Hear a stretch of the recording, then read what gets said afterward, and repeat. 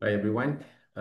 In this video, I'll talk about one particular documents related to the Energy Efficiency and Conservation Act. So let's have a look this time around. Okay, this video may be divided into a few videos. I don't want to make it too long for one video. Maybe I stop whenever I feel I have to stop, and then I continue the next following videos when I got a time. Okay, in this video, I have to share with you about the guidelines on the Energy Efficiency and Conservation Act. Let us run through these guidelines so that we see. Okay, I share my thoughts and my opinion on what does all the requirement in the guidelines. Okay, let me open my screen here. Right. All right. So okay. Okay, this is the guidelines. Okay, this is the guidelines on the energy management system. This is one of the guidelines under the EECA. Okay, this is the guidelines. Okay, guidelines on energy management system, GPST number 46 2024. So for this guideline, I would like to just focus on the from section 3. Okay, section 3, okay, and then until the end. Right, so this is a guideline introductions. Okay, section 3. So if you look here, section 3, okay, section 3 basically, these guidelines must be followed by the energy consumers who are affected and also must be used as reference, okay, by the registered energy manager in performing their duties. Okay, so the energy consumers must, okay, they must follow this guideline when they need to develop the energy management system, implement energy management system. They must follow these guidelines to comply to the act, and also the registered energy manager appointed for the energy consumer must also refer to these guidelines in order for him or her to perform the duties as the registered energy manager. So he or she must refer to this guideline. If you look here at the introduction here, so when they develop this guideline here, right? Okay, when they develop the guideline here, okay, we look here, okay, you can see here that documents that being referred when they develop the guidelines. Okay, if you look here, the top of the list is okay, guidelines being document being referred is the ISO 50001 2018 versions. Okay, and then they follow to the guidelines by the United Nations UNIDO and Energy Star guidelines by Energy Management and ASEAN Energy Management Creation Scheme or IMAS. So why they put ISO 5001 number one? Because to my knowledge, to my understandings, all energy management system practices globally are referring to this guideline ISO 5001. So if you go to any guidelines or documents that are on the engagement system, we always refer to this document. My point here, this is the main document being referred, I believe, because this number one. Okay, and then the guidelines, okay, but basically, look at 3.3. This is the key element, okay, key element in the guidelines, basically, A until E, establish commitment, okay, planning of the management system, okay, where they to assess the performance and develop target, and then develop action plan on how to achieve the target, okay, implement action plan, and last one, measure the progress of performance and conduct the management review meeting. So this is the basis of the guidelines. And then the actual content of the guidelines, if you look here, this is the schematic, okay, the flow chart of the development and implementation of the management system according to the guidelines. Okay, if you look here, the process from the establish the commitment, okay, assess performance and develop target. So my point here, for all these components, whoever involved, especially the registered energy manager or RAM, must understand, must know how to interpret all these elements in this the whole process here. For example, what does it mean by establish commitment? Okay, what does it mean by assess performance and develop targets? What does it mean by develop action plan? What should be in? Okay, and then implement action plan, measure progress, and then management review. And the middle of that, all involves some kind of reporting and also proper documentation. So this is the whole flow chart of the engine system development implementation according to the guidelines. Okay, and all these component, each component, okay, is further described in the following section under section 4. Okay, section 4. So everything starting from the section 4. Okay, it's about establishing the commitment. Okay, comparatively, okay, if you look here, this established commitment and secure top management commitment, basically the first one, okay, means that somebody has to convince the management on how to develop, on the requirement, on the needs to have the energy management system and to make it work in organizations.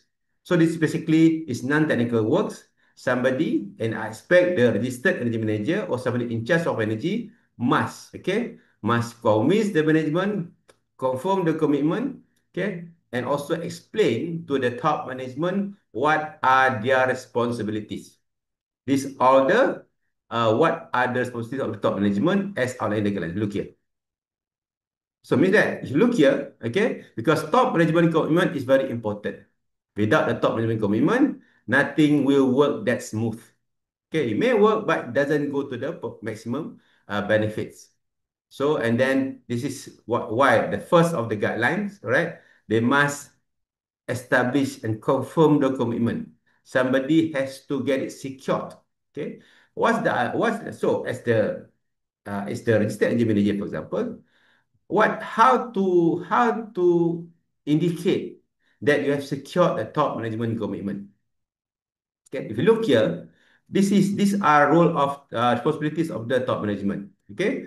Basically to have the system in place. Okay. Don't expect the top management will do this. Okay. Okay, so we expect this will be delegated to the committee, energy management committee. So, but same time, the top management must understand these are their roles or responsibilities. So means that they have to make sure that all these elements as outlined here, 1 until 9th, okay, must be available, must be performed or must be developed. Okay, the last one here, conduct management review. So all these are responsibilities of the top management to make it happen, okay, to show or to indicate their commitment, not just having the policy statement. Okay, all this until 1 until 9 is are all the responsibility of the top management. And somebody has to make them aware about these responsibilities. Okay, and then so for the commitment, that's refers to top management, and then somebody has to be in charge. Okay, all right. So basically, the top management must appoint, okay, must assign somebody, okay, somebody who can basically to somebody that will lead the establishment of the energy management committee. Okay, somebody that lead the committee and somebody will responsible to perform item number A here on behalf of the top management. Okay, so somebody will, whoever in charge, somebody has to ensure that uh, form the committee, okay, propose the committee, lead the committee, and do all necessary, all the responsibility under the item A 4.2A here. Okay, this is what my understanding is. Okay, okay, so here, that's why followed by after that, okay, 4.3, they have to establish the energy management committee. Okay, so the committee members must come from various stakeholders, key stakeholders in the organizations. Okay, led by the management representative. Look here. So it can come from many departments. So from my experience so far, the typical members of the committee or representation from the committee, basically normally the chairman, of course, normally the management representative, and somebody will be the right hand man or right hand woman. Okay, so normally that will be the secretary of the committee or the energy manager or the system owner. And then the committee is presented by revenue department. Normally, the typical, let's say if you are manufacturing plant, who should be in the committee? Normally, the first one, normally facilities or maintenance, that's normal. Okay, and then technical or engineering, that's normal. And then production or manufacturing team. Means that for production, not somebody that is on the people that involved in the technical change, process changes, or even procurement of the involved in the selection of the equipment that use energy in the for the productions. Okay, production, and followed by HR and admin. HR mainly on the training part, awareness program, communications. Okay, and then another one, some company there. Another one is the procurement. Procurement must be in the committee because there are elements in the system that require input and even some changes in the procurement process. Okay, and of course, human resource training just now and admin. Okay, that's basically the common department or section in the committee. Facility and maintenance. Okay, technical or engineering. Okay, and then productions, HR normally for training and communication and awareness. Okay, and then procurement. Even some company they will even put the so-called environmental representative, okay, environment and safety, ESH, okay. So up to you. So what would be the right structure of committee? It's no particular standard, okay. Refer to you have to draft a committee. The structure must work for you. Okay, no particular guide on that. So the structure that work for you at the organization level. Okay, and then after that, okay, this is in general. What are the duties of the energy management committee? Okay, somehow of the energy management. So this is the role of the energy management committee. Okay, and then these are the some idea on the role of the this is by particular see the function of the registered energy manager. Okay, in real, okay, basically, energy manager RAM is somebody that expected to lead the system implementations when it comes to the day-to-day operation development of the system. Okay, he normally the RAM report to the energy management committee, a chairman, okay, and top management. So these are the role of the RAM in the energy management committee. If you look here, okay, all right, here, basically. It's all about developing the energy management system and implementing it until it works. Okay, lot of reporting. If you look here, again, you look here, not many technical works for the RAM. Okay, because RAM function and duties outline further details in the guidelines on the function and duties of RAM. Okay, you can see in the guidelines. And then these are some idea role of the other committee members. Okay, depending on the who are your members. Okay, some idea. All right, for you know that. So this is you can look at this. Okay, my point here. This is an example of the committee structure. All right, so for you, okay, find what works for you. Okay, it's no comparison. Okay, some company they got multiple site. They got one structure, central committee, and they got subcommittee for every site. So depends on what for you. So see, even in the guideline, they have some example here. This is for the industrial sector. Okay, this is for building sector. Okay, next followed by the energy management policy. Come with that, you look here. So basically, the policy basically is the statement, indication of the commitment in writing from the top management. So how to ensure management are committed? Basically, on paper, based on the energy policy statement that the company must have and launch or introduce. If you look here, all right, 4.4.1. So what should be in the policy statement? Okay, if you look, basically whatever written in the policy statement, okay, is basically the commitment from the top management to execute. This is nothing new. Okay, so continue improvement, okay, of the system.